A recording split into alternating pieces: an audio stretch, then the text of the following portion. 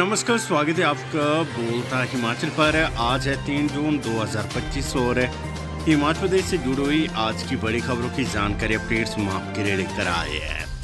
हमेशा की तरह आप इस वीडियो को लाइक कर दीजिएगा। चैनल पर नहीं जुड़े, चैनल को आप सब्सक्राइब जरूर करें। पेश है आज की सबसे बड़ी खबरें। ज्वालामुखी बस अड्डे में पुलिस चौकी बनने से मजबूत होगी सुरक्षा व्यवस्था, सीएम सुख ने किया उद्घाटन। मुख्यमंत्री सुखविंदर सिंह सुख ने सोमवार को ज्वालामुखी बस अड्डे में पुलिस चौकी का विधिवत उद्घाटन किया और जनता को समर्पित किया। इस पुलिस चौकी को खोलने का मुख्य उद्देश्य ज्वालामुखी बस अड्डे, आसपास के क्षेत्रों और सार्वजनिक स्थलों में पुलिस व्यवस्था को सुदृढ़ बनाना है। इससे न केवल क्षेत्र में कानून व्यवस्था मजबूत होगी बल्कि असामाजिक तत्वों पर भी लगाम लगाई जा सकेगी। ठंडे बस्ती में पड़ा काजा का सोलर पार्क, केंद्र ने रखा था 880 मेगावाट सौर ऊर्जा के उत्पादन का लक्ष्य। शीत मरुस्थल लाहौल स्पीति के काजा में सालों से प्रस्तावित सोलर पार्क ठंडे बस्ती में चला गया है। केंद्र सरकार ने यहाँ पर 880 मेगावाट सौर ऊर्जा के उत्पादन का लक्ष्य रखते हुए सतलुज जल विद्युत निगम लिमिटेड को काम सौंपा था, मगर वे भी इसमें कामयाब नहीं हो पाए हैं। सूत्रों के अनुसार यहाँ पर लोग अपनी जमीन देने के लिए तैयार नहीं है। वहीं जो खाली जमीन है वे फॉरेस्ट लैंड की परिभाषा में आती है। फॉरेस्ट लैंड को डाइवर्ट करने का मामला केंद्रीय पर्यावरण मंत्रालय को भेजा गया था, मगर अभी तक इसमें कुछ भी नहीं हो पाया है। इसके अलावा सबसे अहम मसला यहाँ पर बिजली को बाहर निकालने का है, जो सुलझ नहीं पा रहा है। ऐसे में काजा का सोलर पार्क ठंडे बस्ती में पड़ गया है। मैनुअल नहीं, ऑनलाइन हाजिरी पर मिलेगी सैलरी, निर्देशों की अवहेलना पर विभाग सख्त है। हिमाचल प्रदेश के प्राइमरी स्कूलों में शिक्षा विभाग के निर्देशों के बावजूद केवल 6% शिक्षक ऐसे है जो विद्या समीक्षा केंद्र पर ऑनलाइन अटेंडेंस मार्क कर रहे हैं। शिक्षा निदेशालय ने शिक्षकों को इसके लिए गैर जिम्मेवार ठहराया है और इसे अनुशासनहीनता करार दिया है। इसमें कहा गया है कि प्रदेश में केवल 28% स्कूल ही एमडीएम और एएमएस का डाटा ऑनलाइन भेज रहे हैं। आंकड़े बताते हैं कि सरकार के आदेशों का पूरी तरह से पालन स्कूलों में नहीं हो रहा है।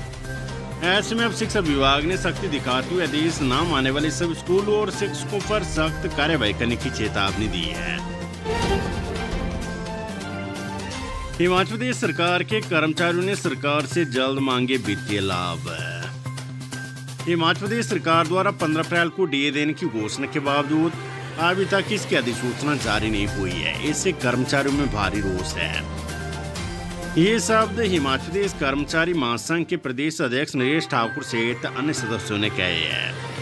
नरेश ठाकुर ने सरकार से 4% डीए की अधिसूचना और छठे वेतनमान के बकाया एरियर 2016 के पश्चात सेवानिवृत्त कर्मचारियों को ग्रेचुइटी और छठे वेतनमान का पे एरियर तथा अन्य लाभ देने की मांग की है। सरकार से अनुबंध और आउटसोर्स प्रथा समाप्त करके नियमित नौकरी देने की मांग की है। साथ ही निधिकरण पर रोक लगाने की मांग की है। परवाणु से शिमला तक यात्रा होगी आसान, रोपवे को लेकर उठाया एक और कदम, 6 जून को खुलेगी टेंडर प्रक्रिया। हिमाचल प्रदेश के प्रवेश द्वार परवाणु से शिमला तक रोपवे निर्माण का रास्ता निकालने के लिए एक कदम और बढ़ाया गया है। इसके लिए रोपवे एंड रैपिड परिवहन विकास निगम 6 जून को निविदा प्रक्रिया खोलेगा। सड़क परिवहन के साथ साथ नवीन परिवहन को धरातल पर उतारने के लिए काम कर रहा है। निविदा प्रक्रिया संचालित होने पर निगम 2 माह के भीतर रोपवे निर्माण की दिशा में काम शुरू करेगा। परवाणु से शिमला तक 8 चरणों में रोपवे का निर्माण होगा। ये रोपवे मौजूदा 4 लेन और छोटी रेल लाइन के साथ साथ निर्मित होते हुए तारा देवी तक पहुंचेगा। इस रोपवे निर्माण पर 6,800 करोड़ रुपए खर्च होंगे और करीब 38 किलोमीटर लंबा होगा। रोपवे बनने के बाद 3 घंटे से अधिक की यात्रा 2 घंटे में पूरी होगी और हर घंटे करीब 2000 लोग एक और यात्रा कर सकेंगे। मुख्यमंत्री सुखविंदर सिंह सुख को बोले हिमाचल में 2100 वन मित्र नियुक्त, 55% लड़कियां। मुख्यमंत्री सुखविंदर सिंह सुख ने कहा कि वन विभाग में करीब 2100 वन मित्रों की नियुक्ति दी गई है। इनमें 55% से अधिक लड़कियां हैं। सोमवार को बहुतकनीकी संस्थान बड़ू के खेल मैदान में मुख्यमंत्री सुख ने इन वन मित्रों की पासिंग परेड का निरीक्षण किया और और उनके साथ संवाद किया। उन्होंने वन मित्रों को वनों की संरक्षण की भी शपथ दिलाई। HRC की 24 नई वोल्वो बसें तैयार, हिमाचल आने का इंतजार है। हिमाचल प्रदेश के लिए 24 वोल्वो बसें तैयार होगी है। HRC के बेड़े में ये बसें शामिल होगी जिनका लंबे समय से इंतजार किया जा रहा था। सूचना के अनुसार बेंगलुरु में वोल्वो कंपनी ने इन बसों को तैयार कर ली और हिमाचल पथ परिवहन निगम के अधिकारियों को इसकी सूचना दे दी है। उनको जल्द से जल्द अपनी टीम भेजने को कहा है ताकि वो तकनीकी रूप से इन बसों की सभी तरह की स्पेसिफिकेशन को देख सके जो कि टेंडर में रखी गई थी। CBI ने ऊर्जा निगम से मांगा रिकॉर्ड, पुलिस की SIT से भी लिए दस्तावेज, केंद्र सरकार के ग्रैंड होटल में रुकेगी टीम। CBI ने विमल नेगी की संदिग्ध मौत के मामले की जांच के लिए अब हिमाचल प्रदेश पावर कॉर्पोरेशन के कार्यालय से भी रिकॉर्ड मांगा है। इससे पहले CBI ने शिमला पुलिस की SIT से रिकॉर्ड लिया था। दिल्ली से आई CBI की टीम शिमला पुलिस से लिए रिकॉर्ड को खंगाल रही। इसके बाद अब CBI की टीम प्रदेश पावर कॉर्पोरेशन के कार्यालय का रिकॉर्ड भी खंगालेगी। बताया जा रहा है कि विमल नेगी मौत मामले की जांच के लिए CBI के 2 और अधिकारी शिमला पहुंचे हैं। इसमें एक DIG और एक SP रैंक के CBI अधिकारी शिमला पहुंचे हैं। हिमाचल हाईकोर्ट में हाटी समुदाय को जनजाति का दर्जा देने वाली याचिका पर 7 जुलाई को होगी अंतिम सुनवाई। हिमाचल प्रदेश हाईकोर्ट में सिरमौर जिले के ट्रांसगिरी क्षेत्र के हाटी समुदाय को जनजाति का दर्जा देने को चुनौती देने वाली याचिकाओं पर 7 जुलाई को अंतिम सुनवाई होगी। न्यायाधीश त्रिलोक सिंह चौहान और न्यायाधीश सुशील कुकरेजा की खंडपीठ ने स्पष्ट किया कि उस दिन किसी भी सूरत में मामले की सुनवाई को नहीं टाला जाएगा। हाईकोर्ट ने इस संबंध में जारी कानून के अमल पर रोक लगा रखी है। कोर्ट ने जनजाति विकास विभाग हिमाचल प्रदेश के 1 जनवरी 2024 को जारी उस पत्र पर भी रोक लगाई है जिसके तहत उक्त क्षेत्र के लोगों को जनजाति प्रमाण पत्र जारी करने बाबत जिलाधीश सिरमौर को आदेश जारी कर दिए थे। हाईकोर्ट ने हड़ताल के कारण निलंबित किए JPT अध्यापकों को दी बड़ी राहत।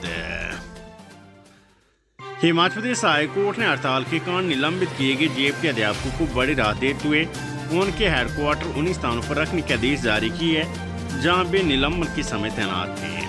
न्यायाधीश संदीप शर्मा के समक्ष सुनवाई के लिए आए मामले में सरकार की ओर से बताया गया कि याचिकाकर्ताओं के निलंबन के खिलाफ दर्ज अपील को खारिज कर दिया गया है। कोर्ट को यह भी बताया गया कि शिक्षा सचिव ने शिक्षा निदेशक को इस फैसले पर पुनर्विचार करने को कहा है। स्कूल शिक्षा बोर्ड जल्द निकाले टेट परीक्षा का परिणाम, अभ्यर्थियों की मांग। स्कूल शिक्षा बोर्ड धर्मशाला से बीते रविवार को टेट की परीक्षा का परिणाम जल्द निकालने का आग्रह अभ्यर्थियों ने किया है ताकि उन्हें TST की भर्ती के लिए आयोजित होने वाली परीक्षा में बैठने का मौका मिल सके। हालांकि राज्य चयन आयोग ने इसके लिए आवेदन लेना शुरू कर दिया है। राज्य चयन आयोग हमीरपुर ने TST के 937 पदों के लिए आवेदन मांगे हैं। HPU को 3 साल के इंतजार के बाद मिला स्थायी कुलपति, सरकार ने प्रोफेसर महावीर सिंह को सौंपी कमान।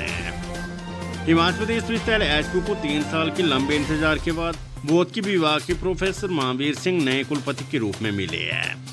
सोमवार को राज्यपाल और HPU के कुलाधिपति शिव प्रताप शुक्ल ने प्रोफेसर महावीर को 3 साल की अवधि के लिए BC के पद पर नियुक्ति के आदेश जारी किए। वेदर अपडेट हिमाचल में 5 जून तक जारी रहेगा बारिश का दौर, 10 दिन पहले आएगा मानसून। हिमाचल प्रदेश में 5 जून तक बारिश का दौर जारी रहेगा। इस दौरान राज्य के कुछ क्षेत्रों में भारी बारिश होगी जिसे लेकर येलो अलर्ट दिया गया है, मगर 6 जून से प्रदेश का मौसम साफ हो जाएगा क्योंकि इस दिन के लिए कहीं पर भी बारिश का पूर्वानुमान नहीं है।